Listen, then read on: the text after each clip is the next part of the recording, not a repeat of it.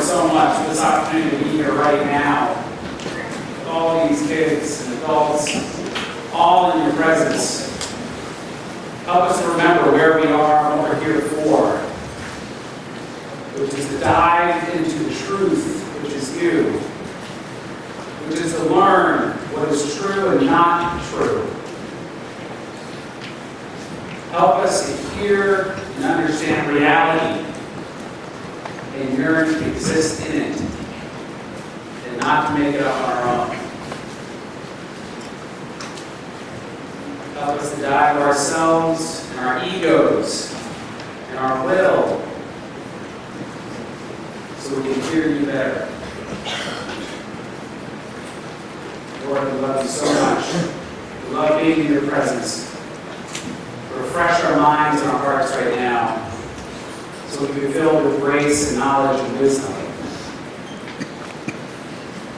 Our Lady, I ask you to continue to pray for this camp, for these kids, for their families, and ask your special protection and intercession right now. Remember, most gracious Virgin Mary, that never was it known that any limit of that protection and for that help us sought thy intercession was up to you. Inspired by this confidence that I and thee over the Virgin's Lady, to thee I come before thee and sorrowful.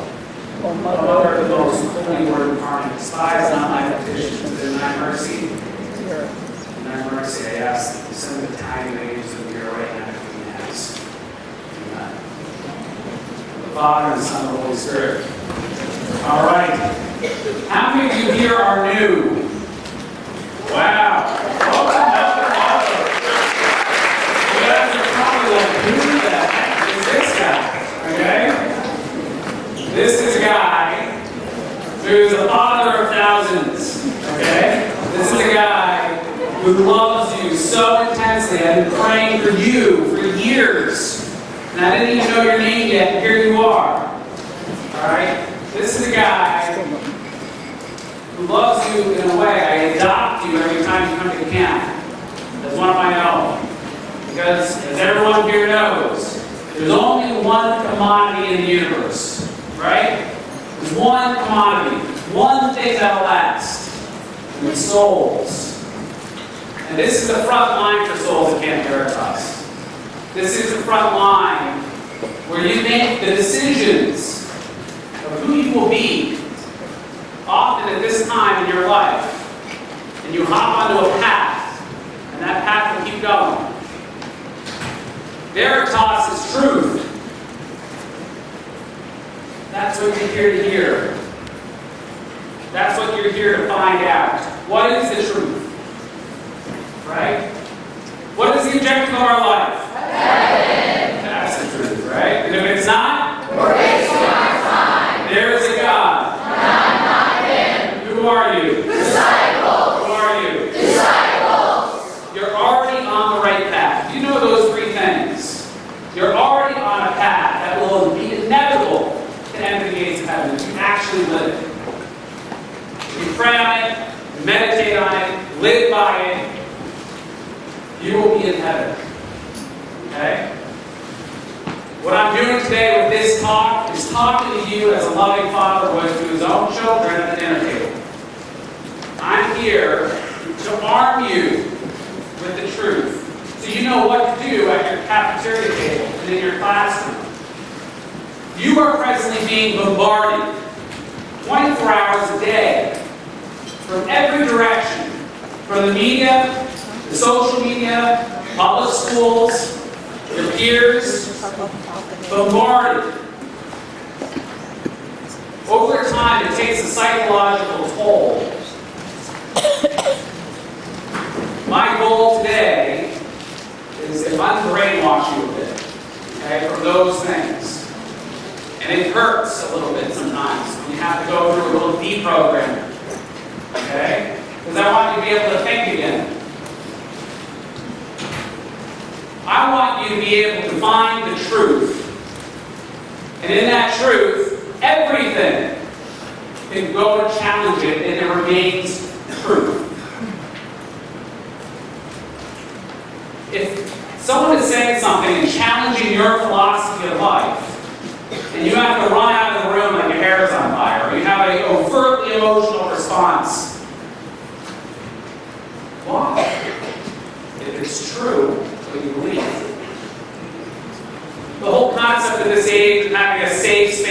no one can challenge a thought. That just says whatever your thoughts are, they cannot be true. Because if they're true, you should be able to challenge it, happily and often. Love never takes offense. You know what that means? That means if someone's sitting there and telling you what they believe, or they have a different philosophy than yours, why would you get offended by that? Even if it doesn't agree with what you think. Love never takes offense. Love digs and seeks the truth. Pope Benedict once said when he visited Turkey, he goes, you shouldn't need a gun to promote the truth if what you have is true. Not too long later, the next day, the Muslims blew up a bunch of churches in response to that statement. Okay? You shouldn't need a gun to promote it if it's true. And that truth includes the Catholic teaching of our church. That includes the teaching of Jesus Christ. When you leave here, it's okay to question, why does the church believe what it believes?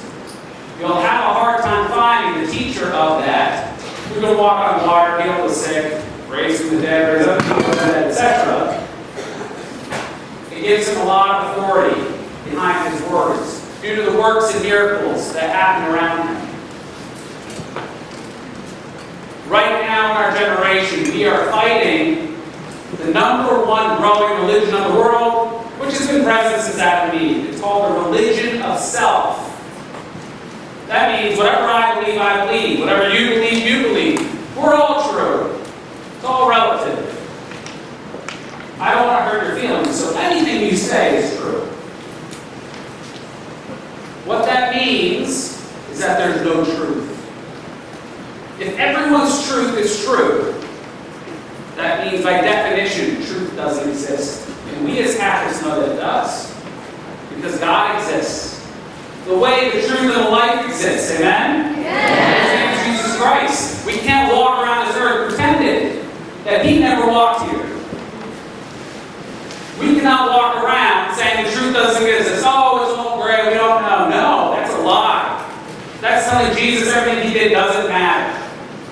That my opinion matters most.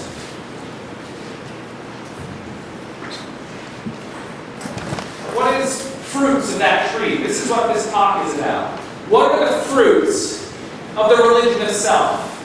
What are the fruits of doing what you want to do because you want to do it? What are those fruits? And so, at the end of the day, that's what we're here to talk about. There is a God. That is the antidote to the religion of self. You may be hearing that once or twice in this discussion. You also see the religion of self exemplified in our faith with everyone who says, well, I'm a Catholic, but I don't believe in this, and I don't believe in that. And you see this stuff on social media. We have a whole big discussion of it. I believe in this, I don't want to go to Mass, You know what that is when that's being done? It's called the religion. In this case, my name's Ryan. It would be Ryanism. I just made up a religion, right? And if you're doing that with your belief, and you're doing that with your belief, well, guess what? We're just making up our own religions. There is a God. That's the only way you actually figure out what the truth is. Because if you're God to yourself making up your own religion, guess who you're not allowing to make a religion? God. Right? Our Catholic faith is a religion of receptivity. Receptivity means the more you die to your ego, the more you die to your will, the more He can fill that space and void within you. In your humility, He will fill you with the truth. The Master will fill you with grace and wisdom. You will then be able to speak like Him. But you first have to die to yourself, your will, and your ego. And if you can't, you cannot hear Him, because you're still God. You are, not Him. In this talk, we're going to talk about basically 4 big things that is facing you in this time, that are fruits of this religion of self. One's obviously abortion, right? What is abortion? Before we even get there, we have to go through one philosophical thing, okay? We don't make reality. Reality just is, okay? When I was in Ireland 2 years ago, I had an Irish camper. He was a tough one, right? He was the smart aleck. He was the big fish we were fishing for. It was difficult. And I'm talking, it took to Thursday before he would even open up about what was the chip on his shoulder. He was ultimately mad at God. And you know what he said? When the apex hit, I don't believe in God, is what he says. Like, that's some big revelation. Now, do you think God just disappeared because he didn't believe in him? God exists. He's reality. His opinion that God doesn't exist didn't make God disappear. It just means that this camper, for that time, has left reality. The camper is not listening to the truth. He's not in reality anymore. He's just making it up. The more I have dived into my relationship with God, the more I find that there's nothing more delusional in the universe than to think that your opinion actually matters to reality. I'm going to repeat that again. There's nothing more delusional than to think your opinion will actually matter to the reality of the universe. Yeah.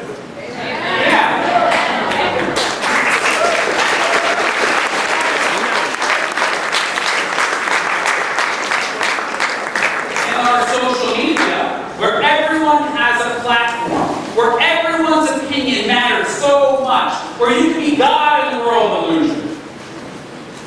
None of those opinions matter and aren't. There's only one truth. It's Jesus Christ. Okay? None of those opinions matter. Let me prove it to you. What is this? It's a pen. Okay? If I want this to be an ice cream cone, does it turn into an ice cream cone? No. If I were to say, oh, I just want it to be an ice cream cone, it's my opinion, oh, I can almost smell it, does it then turn into an ice cream cone? No. What if we had a vote, all together, in our democracy, let's make this an ice cream cone? Well, it's a pen. Does the pen then turn into one magically? No. We've just all left reality. You can't just make this pen something else that it's not. This pen has an essence and a purpose. It's the right things. It will never taste good. Okay? So, let's apply the principle. Because our Catholic faith is a principle-based faith. Principle-based. Meaning you can take the same principle and apply it to this, and apply it to this, and apply it to this, and apply it to that. You can apply it to all these things.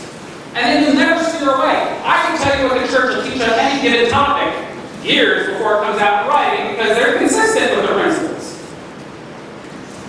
The truth never changes. Because God doesn't change. It's the same yesterday as it will be today as it's going to be tomorrow. Our understanding can grow, but it can never be contradictory if it was true. Okay? So back to abortion. Let's apply the principle we just used. For now, decades, right? If a woman didn't want her child to be a person, to be defended, she could say, I don't want it to be a person. And then go have abortion. Personhood, by law, 100% of it depended on whether the mom wanted this child or not. Objectively speaking, the reality of is this a child? Does that reality change on her opinion? No. We know this child is not a cactus, it's not a potato, it's not a kangaroo. This child is a human genetic being. And if the mother's like, I just don't want it to be a child anymore, it doesn't change that. She can't change reality. She could be in her own world of illusion, she can leave reality, but it doesn't change reality. She might say, boy, that child is not developed yet, whatever that means. But if that child is not developed, what does that mean? Because we're not developed. Are you developing right now? I can tell you, you're into those years where, holy moly, things are changing, right? I would say you're developing. Even Noah came up to me the other day, he's like, hey, what's up? It's changing.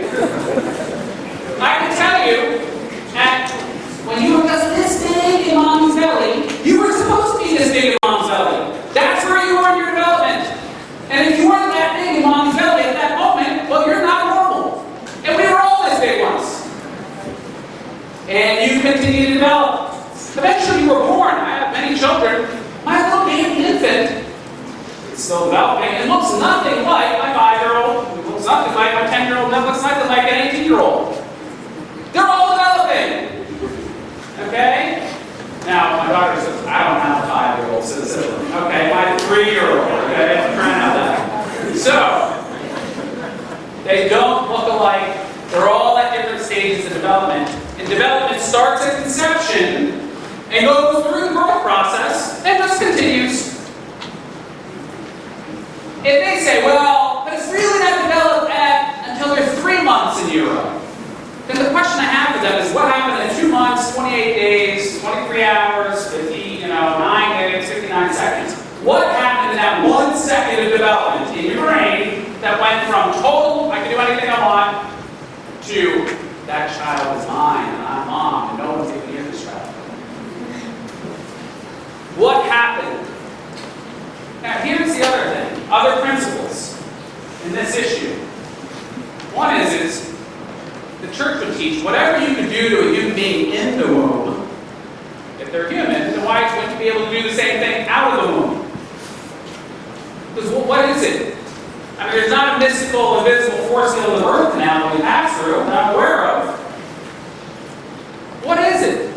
Just because the baby's inside versus outside, it has a whole bunch of different rules. Let's apply the principle. A lot of people say, well, the baby might be poor. We're doing this child a favor. Let's end suffering by eliminating this poor possibility. They might be born into a poor environment, a poor family. I mean, can you imagine? If that is the principle, then why can someone not go down to any poor neighborhood and annihilate the whole neighborhood in compassion? What's the principle? If it's okay in the womb, why is it not okay out of the womb? Pick another one. The child might be handicapped. It's actually one of the large reasons for very late-term abortions. As we are growing as a culture and not marrying, or marrying very late, and doing the live-with thing, which is also another symptom of religion itself. Because itself, what do you not want to do? You never want to get married when you're living the religion itself. Why? Because in marriage, what are you doing? You're giving yourself to your spouse. So why don't you just pretend you're married? The live-with culture is simply another extension of the religion itself. And in that culture, right, you want to do what you want to do when you want to do it. If your boyfriend, girlfriend is not convenient anymore, move on. In that religion itself, marriage is selfless. In this abortion discussion, again, as people are getting married later, the chances of having handicaps increase, including Down syndrome. People are saying, oh, this child has Downs. That's why we're doing this amniocentesis, especially on older women. Trust me, I'm old. We're having a baby in like a month. They ask all these tests. Why do they want to know? So you can eliminate this child if they're not perfect enough. Okay? I don't know if they've ever met anyone with Downs. Because I can tell you the people I've met with Downs are the happiest, most joy-filled, innocent people I've ever met in my life. And if I had to be someone, honestly, I would aspire to be more like them than they like us. Because 100% of them are children of God who will see His face. And I'm jealous that I don't have that easy problem. Whatever you can do in the womb, you should be able to do out of them. Let's skip a bit. Okay? They'll say, what if a woman was raped? It's horrendous. It's horrendous. That is someone's free will now completely damaging another life in this woman. That's what free will can do. It can be very evil, used in evil ways. On the other hand, in all aspects of poor choices, that includes if you're an alcoholic parent beating up a kid who's just getting beaten every day. That means if you're, if you're a bully at school using your free will to cause suffering to someone else, if you're a gossip blasting someone on the internet for no reason to get some attention or tear them down, our free will can do a lot of damage and cause a lot of suffering to a lot of people. In this case of rape, the child didn't ask to be there. If the child was standing here, stand up. If he was this guy, he's going to just take him out, right? He's here. That child's there. Bottom line is, what they've found is women who have an abortion, even after a rape, feel like they've lost control twice. They lost the opportunity to turn a great from an evil. Most times, in and through our suffering, we do have an option to take a harder path, to take a path of making something good from something lousy. And in this case, how many people are flying Mongolia, China, Russia, anywhere to adopt a child? In our generation of people going to have kids later and later and later, having it naturally gets harder and harder and harder. People are boarding kids 1 block from adoption agencies having to go across to Thailand to go pick up a kid. We've lost our minds. They've gotten so bold that they're not even arguing anymore that it's not a human child that they're eliminating. Now in New York State, you can have a child killed on the same day you're going to have a C-section. With no questions asked whatsoever, just because you don't want one now. I want to do what I want to do because I want to do it. The boyfriend's saying it, the parents are saying it, the mom is saying it. And they're all saying, this child is a threat to my religion itself, for I am God and in control. And I will eliminate and kill my own children to keep that. And they know exactly what they're doing. And they're saying it's worth it. The next time you get an abortion argument in school, we have to do anything.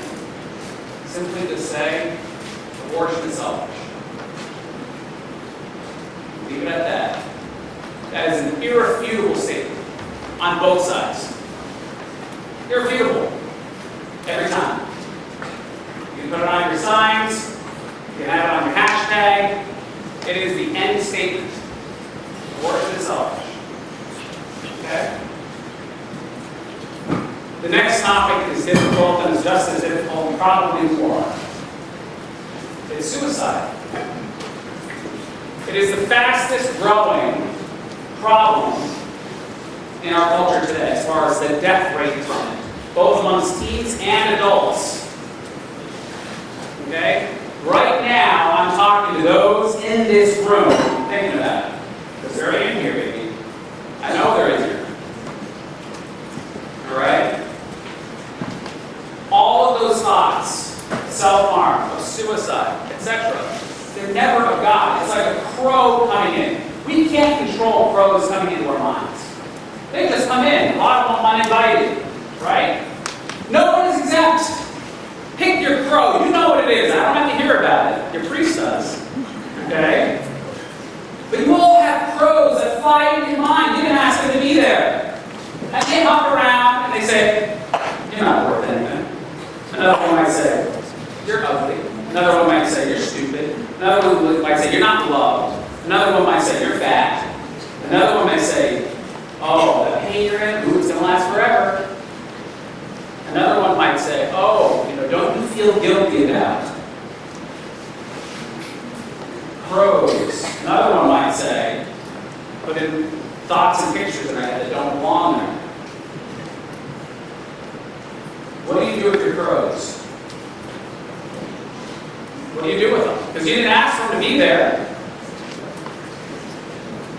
What you do with your crows, if you feed them, what happens?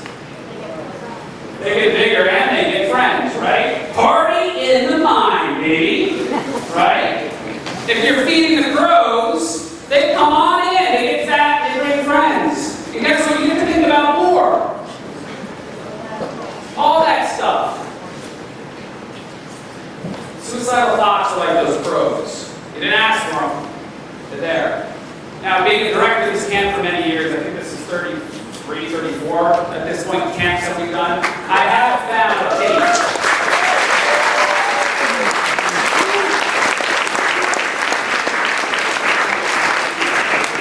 And the theme of these thoughts are as follows. 1, revenge. They were thinking about this because someone's hurt them and they want revenge. It's never forgotten. 2, hopelessness and pain. Oh, if I only do this, I'll have no more pain.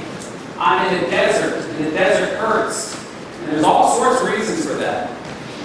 One of the biggest lies in the desert, us as a desert, is that it will never end. The desert always ends.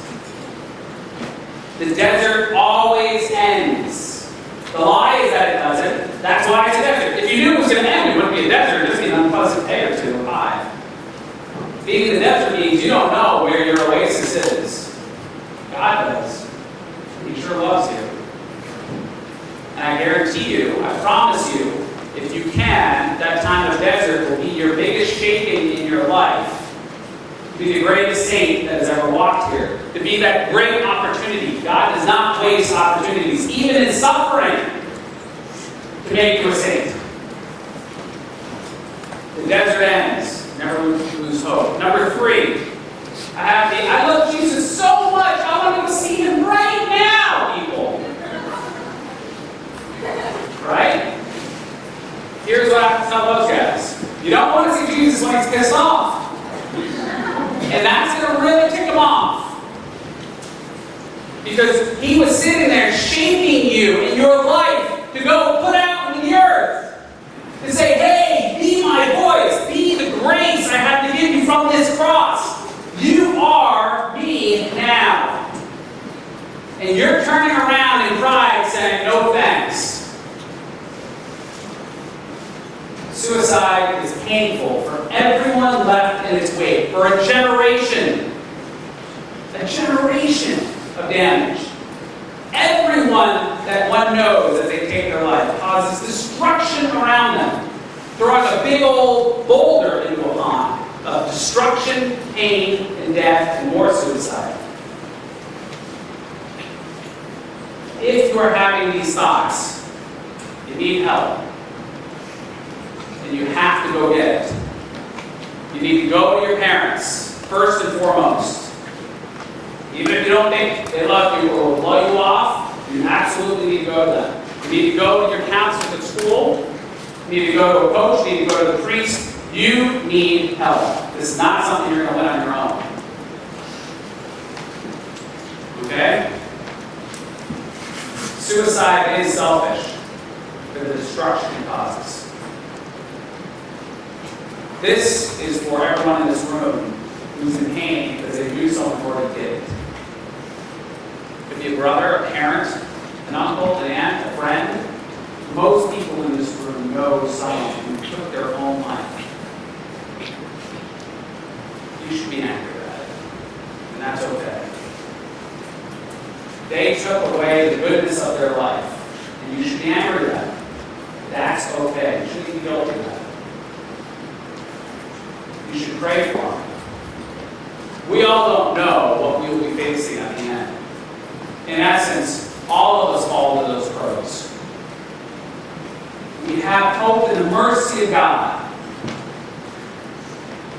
And I pray for all those who've taken their lives in this way. As I would pray for any of us. As I pray for any woman or family who's chosen abortion. And no one's exempt. I'm just picking off the big ones. Okay?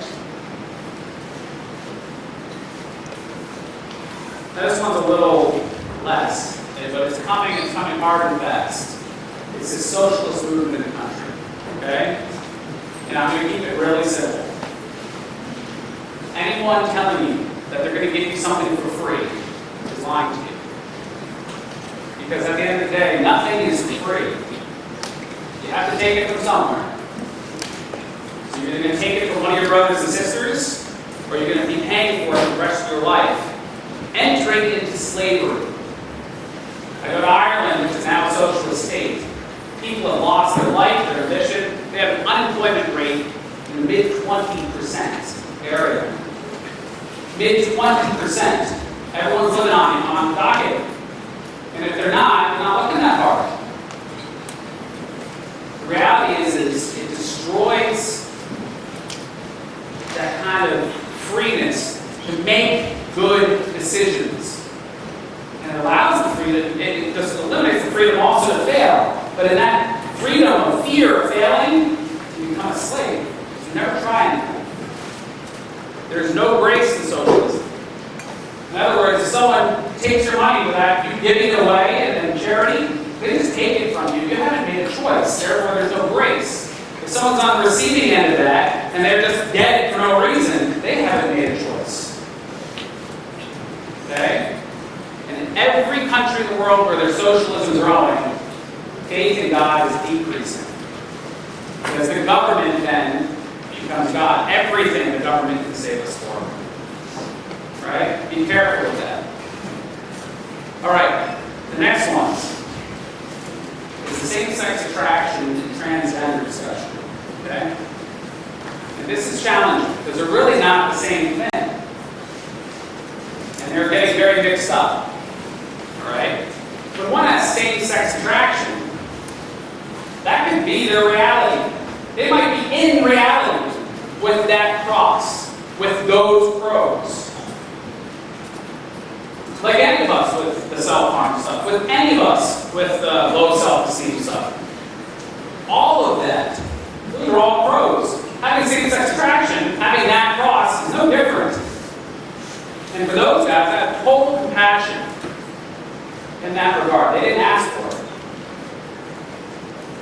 The transgender thing is not the same at all in philosophy.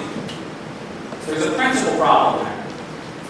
They lump them together in all these discussions because it's easy and convenient politically. But let me ask you a principle here, and I want you to give me the answer. If tomorrow I woke up and I said, I want to be a chihuahua, and my name is Sparky, and I want everyone in this room to say I'm a chihuahua, and my name is Sparky, would that be I've left reality or not? My point is that is dangerous in the world of philosophy. And here's the other problem with it, which is they're saying if you don't say I'm a chihuahua or whatever you want to be the next day, if you don't say that, you don't love me. As a matter of fact, if you don't say that and join me in my illusion, then you're a hater, you don't deserve to work, you should be put in prison for hate crimes, you're a bigot, you're potentially a racist, right? They're going to call you every bully word in the book to control you and to pull you out of reality into a lie. The irony with that is that they've become the most intolerant group in our country because they can't accept that you do love them. Let me ask you a question. Do you love Buddhists? You can ask them this question. This is why I did at your cafeteria table. Do you love Buddhists? You'll say, everyone will say, yes, of course we love Buddhists. Do you believe in everything the Buddha says? No. And you still love them? Yes. There's your solution. Right? Again, the truth doesn't need a safe philosophical space. Now, I was talking to a bunch of dudes at a men's retreat. I brought this point up, and of course they're like, oh, yeah, preach it. And I said, you realize it's the same philosophy as those practicing Rhinoism, right? And they're like, what? And I said, the transgender movement is the same principle as if I'm a Catholic, but I don't want to go to church, and I don't want to do this, and I want to do this, and I want to do what I want to do when I want to do it. I just want to make reality know that there is a God, and when you know that, you need to stay in reality. Okay? Now, again, with same-sex attraction, it's different. But there's a lot of inauthenticity in it. Okay, what do I mean by that? I work with 20 different patients a day for 20 different minutes. A good number of them have same-sex attraction problems. I've had employees and peers at work with that same cross. I love them. They know I love them. The irony is this. You know, I have a book that's pretty old. It says all these kind of things in it. I've handed thousands of that book out. You know how many have called my boss to complain? None. You want to know why? Because I love them, and they know I love them before I hand them the book. The ones with same-sex attraction actually kind of like me because they know I'm authentic. And the ones with same-sex attraction don't have to tell me that they have that problem. And they know I love them. And I know they love me. That's totally different, though, than picking your friend at school. Your friend, Michael. I'm throwing that name, okay?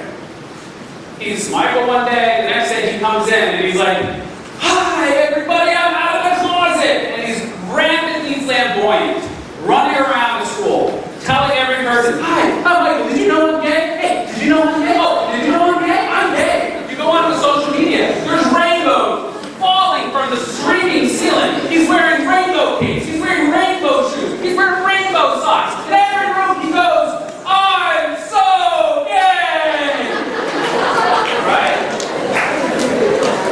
Has anyone seen this?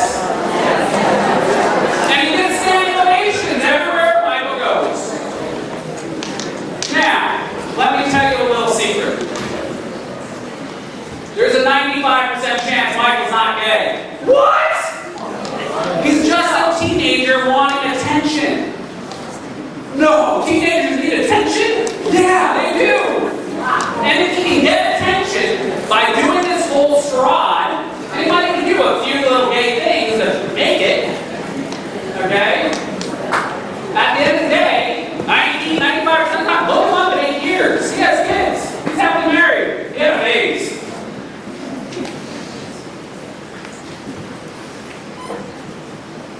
Inauthentic.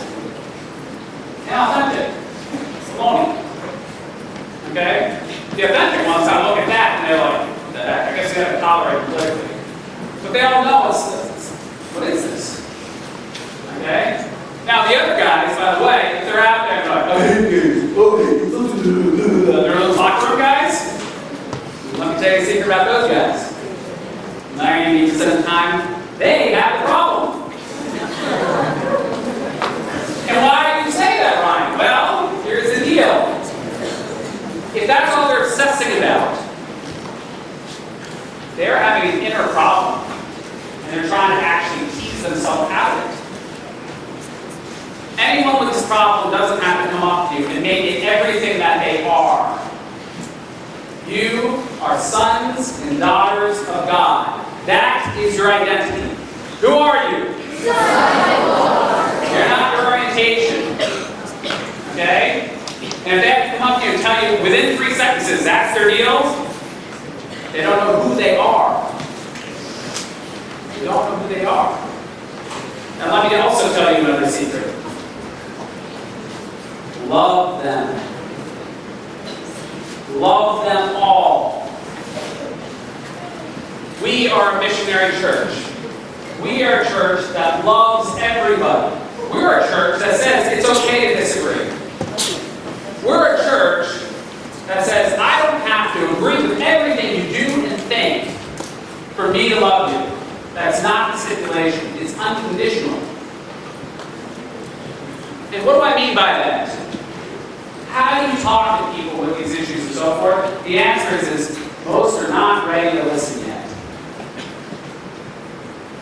Pope Francis, within the first few weeks of him being Pope, was asked the same 5 questions that were asked by Pope John Paul II for 20, 30 years, that were then asked for Benedict for 10 years. The same 5 questions every time. The media doesn't understand. The church is much, much bigger than, why can't we keep priests? What about contraception? What about abortion? What about extramarital sex?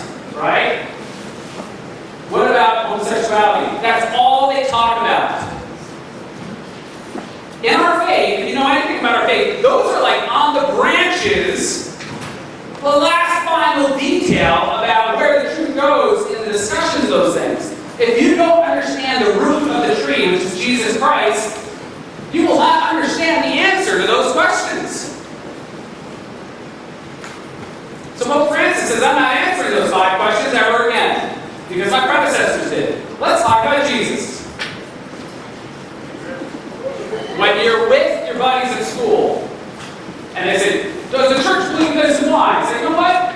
Come on in. Why don't you ask the question when you're at Mass, or after Mass? Why don't you come on in and experience our faith? And then one day you might be ready for the answer.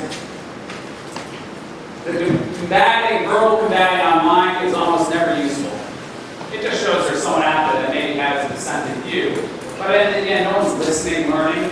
It's not loving.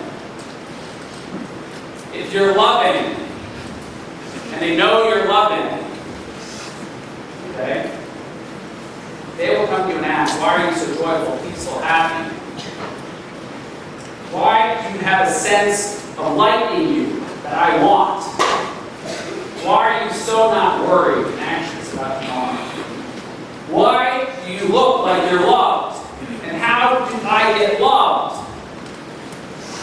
If you're a missionary disciple, which is the call of every person in this room, because at the end of the day, we're all fishing for souls. What is the objective of our life? Heaven. If it's not, we're wasting our time. If we are not bringing souls to the Master, we are wasting our time. One last thing.